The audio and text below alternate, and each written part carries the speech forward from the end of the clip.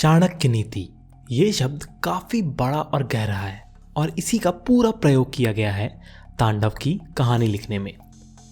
Show के starting में ही सैफ अली खान एक लाइन कहता है कि अब राजनीति में चाणक्य नीति लानी पड़ेगी। If you can't be the king, be the king maker.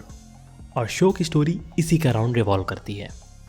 अब शो तो 9 एपिसोड के बाद ही एक क्लिफ हैंगर पे ख़त्म हो गया और हर शो की तरह छोड़ गया बहुत से क्वेश्चंस, जैसे कि वो हैकर कौन था, उसको कैसे पता लगा कि एकोनाइट यूज़ किया गया है, समर ने गोपाल दास जी को क्यों पीएम बनाया, सना ने फांसी क्यों लगाई, मैथिली का क्या हुआ, और भी ऐसे बहुत से सवाल।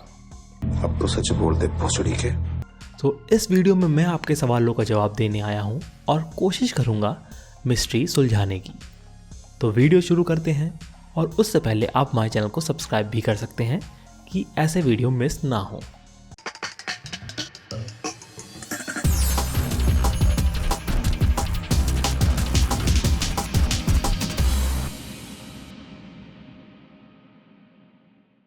तो सबसे पहले जल्दी से मैं इस शो का एक क्विक रिकैप दे देता हूँ आपको। शो की कहानी प्राइम मिनिस्टर की कुर्सी के अराउंड रिवॉल्व होती है और पूरे शो में हर जगह, चाहे वो देश की पॉलिटिक्स हो या फिर कॉलेज लेवल की, एक बहुत अच्छा कनेक्शन इनमें दिखाया गया है। समर प्रताप अपने पिता और current prime minister Devaki Pratap Singh को जहर देके मार देते हैं क्योंकि उन्हें खुद पीएम बनना होता है। उसके बाद एक अननोन कॉल आता है देवकी की महिला मित्र अनुराधा किशोर जी के पास और उसे देवकी के मर्डर की एक लीड दे देता है। अब अनुराधा पीएम बन जाती हैं और समर को कोई प्राइमरी मंत्रालय नहीं देती। और वहीं दूसरी तरफ वीएनयू, ऐसा नाम लिया है जैसे हमको पता ही नहीं किस कॉलेज की तरफ इशारा हो रहा है, खैर छोड़िए। सो वीएनयू में भी स्टूडेंट इलेक्शन होते हैं और उनमें एक लड़का शिवा समर को पसंद आ जाता है, तो उसे वो अपनी पार्टी में शामिल करवाने के लिए काफ़ी मर्डर और काफ़ी खेल खेलता है।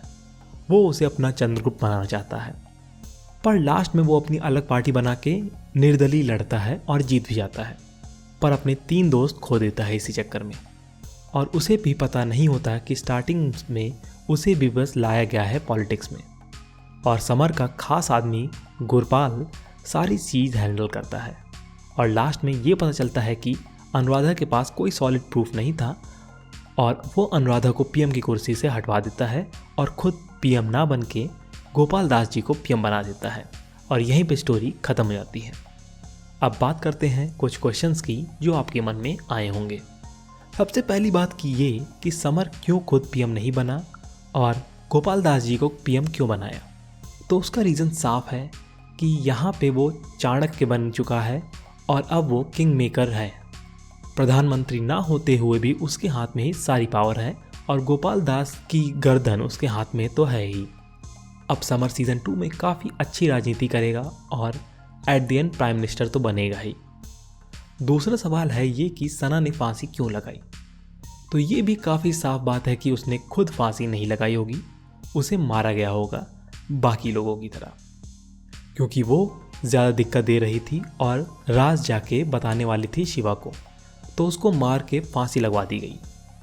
अब इसमें कहीं ना कहीं जिगर का हाथ ज़रूर है, क्योंकि वो इस केस में पहले से इन्वॉल्व था और लास्ट में लाइब्रेरी में भी वो शिवा को ही मिलता है।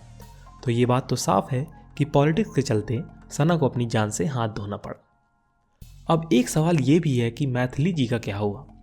गुरपाल के द्वारा धमकी दी जाने के बाद से तो अपना सारा तेज दिमाग कहीं और न लगा के सीधे घर देहरादून भाग गई, क्योंकि उनको भी पता था कि पॉलिटिक्स कितना गंदा दलदल है, और जाते जाते समर को अनुराधा जी की नस भी दे गई। अब बढ़ते हैं सबसे मेन सवाल की ओर कि वो हैकर कौन था जिसने अनुराधा जी को कॉल किया था और एकोनाइट के बारे में बताया था। तो अगर लॉजिकली देखा जाए तो अभी तक उसका कोई स्ट्रॉन्ग एविडेंस नहीं आया है, और जहाँ तक मेरा दिमाग लगा है तो मुझे लगता है कि वो गुरपाल नहीं है, क्योंकि गुरपाल ही एक ऐसा आदमी दिखाया गया है जिसके पास दिमाग और पावर दोनों हैं।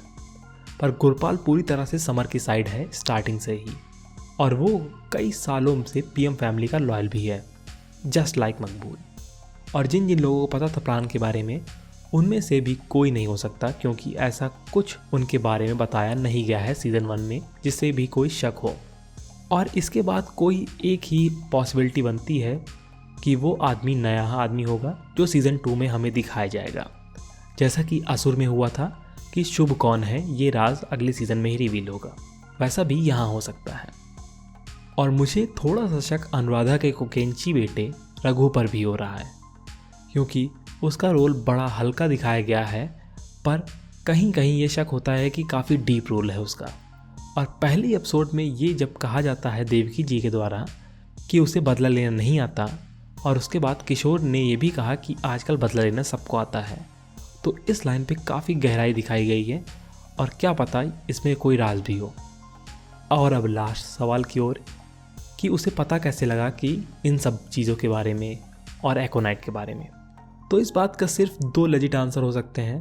पहला कि जब देवकी जी ने अनुराधा को कॉल किया था मरते टाइम, तो शायद उसने वो मोबाइल फ़ोन हैक कर रखा हो और रिकॉर्डिंग सुन ली हो, और यहाँ पे काम कोई अंदर वाला ही कर सकता है जैसा कि रघु। और दूसरा तरीका ये भी है कि अगर आपको याद हो कि जब समर और उसकी पत्नी मिल के सारे सबूत मिटा रहे थे, तो वो अचानक से चिल्लाने लगी थी कि कर्टेन्स खुले हुए हैं, और क्या पता वो भी कहीं ना कहीं एक सबूत की तरफ इशारा कर रहा हो। और मेरा शक एक बार समर की बीवी आयशा पे भी गया, क्योंकि उसका रोल काफ़ी ठंडा था इस पूरे शो में।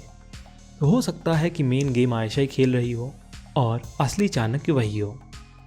एक थोड़ा हटके मैंने ये भी सोचा कि एक हाईटेक तरीका भी हो सकता है कि किसी को शक हो गया हो समर के प्लान के बारे में, और फिर वो जो ट्रेन की टिकट अनुराधा किशोर जी ने देवकी प्रताप जी को दी थी, उसमें कोई चिप या कोई रिकॉर्डिंग डिवाइस लगा दी हो, जो कि उसके मरने के बाद हॉस्पिटल में रिट्रीव कर ली गई होगी हैकर के द्वारा, क्योंकि उस टिकट को देवकी जी ने अपने जैकेट में रख लिया था और वो टिकट दोबारा दिखाया नहीं गया शो में।